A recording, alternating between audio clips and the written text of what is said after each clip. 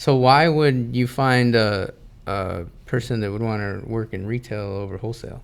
The lack of information, right? Like most people don't know because Like a loan officer, we're yeah, talking. in general, right? Like to a loan officer, right? And we have LOs that join the team and are just like, whoa, I've been in retail for like 20 years and it's just, this is like a million times better. Like, why didn't I leave the retail space?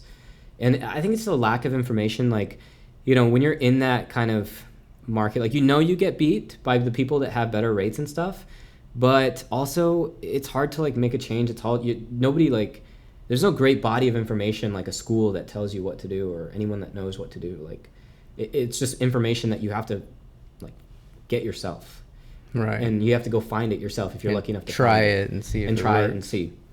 But otherwise, like the lack of information and what the difference is between the lines of loan officer working in retail versus loan officer working in that wholesale space, I think it's the same license. Yeah, it's the same. It's the same. It's the whole same setup, right? The difference is, the product access, the deals that you're able to do, the speed at which you can work with, the flexibility that you have, right?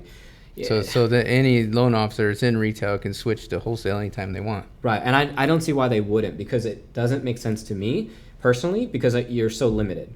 I like to, the same thing happened in the insurance space, right? I ran through a Farmers Insurance Agency. I think most people know what Farmers is.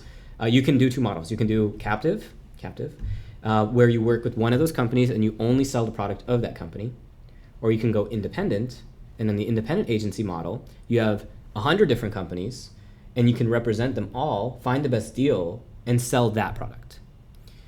And so, ideally, like when people start off, they always go captive because you want experience, like you want to kind of get your feet wet, the name, But in the end of the day, like what I learned quickly was that the name, I mean, it helped for like a couple minutes when people were like, we are farmers, bum, bum, bum, bum, bum, bum.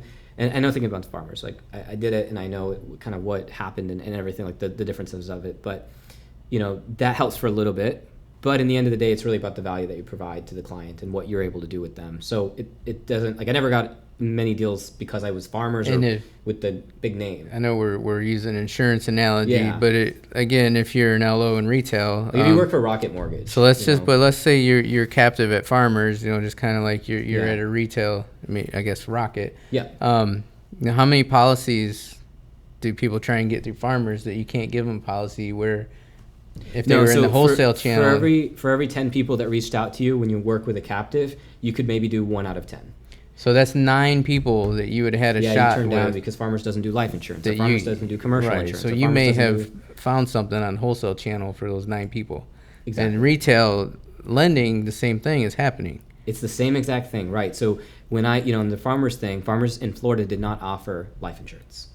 Okay, no product for it. So, and commercial, no product for commercial either.